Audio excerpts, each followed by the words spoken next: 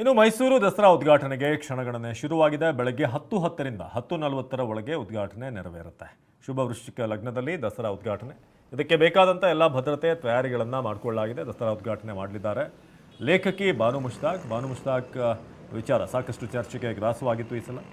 ಮೊದಲು ತಾಯಿ ಚಾಮುಂಡೇಶ್ವರಿ ದರ್ಶನ, ಮಹಿಷಾಸುರ ಮರ್ದಿನಿ ಮೂರ್ತಿಗೆ ಪುಷ್ಪಾರ್ಚನೆ, ಸಿಎಂ ಸಿದ್ದರಾಮಯ್ಯ ಸೇರಿ ಅನೇಕ ಗಣ್ಯರು ಇವತ್ತು ಉಪಸ್ಥಿತರಿರ್ತಾರೆ. ಚಾಮುಂಡಿ ಬೆಟ್ಟದಲ್ಲಿ ವೇದಿಕೆ ಕಾರ್ಯಕ್ರಮ ಮುಗಿಯುವವರೆಗೂ ಕೂಡ ಸಾರ್ವಜನಿಕರಿಗೆ ನಿರ್ಬಂಧ ಇದೆ.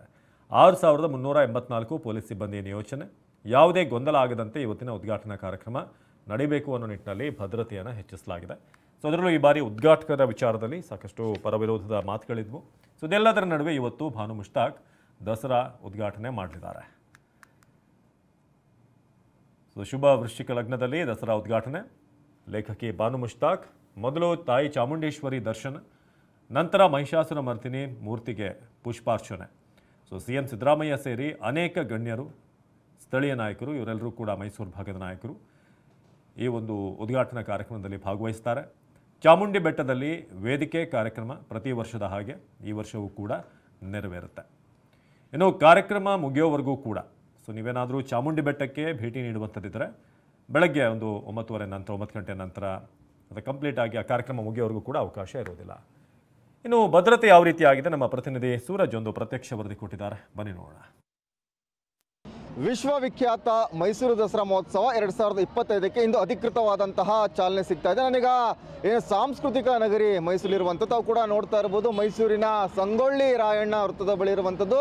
ಇಲ್ಲಿರುವಂತಹ ದೃಶ್ಯಾವಳಿಗಳನ್ನು ತಾವು ಕೂಡ ನೋಡ್ತಾ ಇರ್ಬೋದು. ಈಗಾಗಲೇ ಕೂಡ ಏನು ಮೈಸೂರು ನಗರ ಪೊಲೀಸ್ ಆಯುಕ್ತರಾದಂತಹ ಸೀಮಾ ಲಾಟ್ಕರ್ ಅವರ ನೇತೃತ್ವದಲ್ಲಿ ಸಾಕಷ್ಟು ಪೊಲೀಸ್ ಬಿಗಿ ಬಂದೋಬಸ್ತನ್ನು ಕೂಡ ಮಾಡಿರುವಂಥದ್ದು. ನನ್ನ ಎಡಭಾಗದಲ್ಲಿ ಕೂಡ ನೋಡ್ತಿರ್ಬೋದು ಯಾವ ರೀತಿಯಾಗಿ ಪೊಲೀಸ್ನ ಸರ್ಪಗಾವಲು ಹಾಕಿರುವಂಥದ್ದು. ಯಾಕಂತ ಹೇಳಿದ್ರೆ ಈಗಾಗಲೇ ಕೂಡ ಏನು ದಸರಾ ಮಹೋತ್ಸವ ಉದ್ಘಾಟನಾ ಕಾರ್ಯಕ್ರಮಕ್ಕೆ ಮುಖ್ಯ ಅತಿಥಿಯಾಗಿ ಬಂದಿರುವಂಥದ್ದು ಬಾನು ಮುಷ್ತಾಕ್ ಅವರು. ಯಾವಾಗ ಬಾನು ಮುಷ್ತಾಕ್ ಅವರನ್ನು ರಾಜ್ಯ ಸರ್ಕಾರ ದಸರಾ ಉದ್ಘಾಟನೆಗೆ ಒಂದು ಆಯ್ಕೆಯನ್ನು ಮಾಡ್ಕೊಂತು, ಆಯ್ಕೆ ಮಾಡಿದಂಥ ಸಂದರ್ಭದಲ್ಲಿ ಸಾಕಷ್ಟು ವಿರೋಧ ಕೂಡ ವ್ಯಕ್ತವಾಗಿತ್ತು.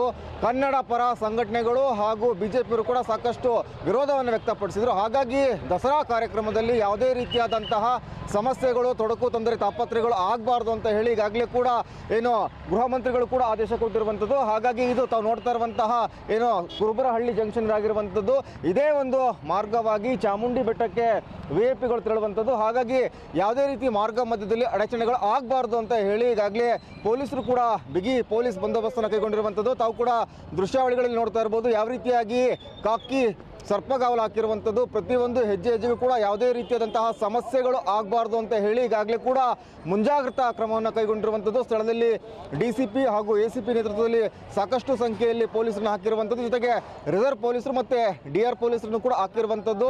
ಇದೇ ಒಂದು ಮಾರ್ಗವಾಗಿ ಇಲ್ಲಿರುವಂತಹ ಏನು ವಿಐಪಿಗಳು ತಿಳಿರುವಂಥದ್ದು. ಹಾಗಾಗಿ ಮಾರ್ಗದಲ್ಲಿ ಯಾವುದೇ ರೀತಿ ಸಮಸ್ಯೆಗಳು ಆಗಬಾರ್ದು ಅಂತ ಹೇಳಿ ಒಂದು ಬಿಗಿ ಬಂದೋಬಸ್ತನ್ನು ಕೈಗೊಂಡಿರುವಂಥದ್ದು. ಇದು ಸದ್ಯಕ್ಕೆ ಮೈಸೂರಿನ ಕುರುಬರಹಳ್ಳಿ ಜಂಕ್ಷನಲ್ಲಿ ಕಾಣಸಿಗ್ತಿರುವಂತಹ ಒಂದು ವಸ್ತುಸ್ಥಿತಿ. ಕ್ಯಾಮ್ರಾ ಪರ್ಸನ್ ಮಧು ಜೊತೆ ಸೂರಜ್ ಪ್ರಸಾದ್, TV9 ಮೈಸೂರು.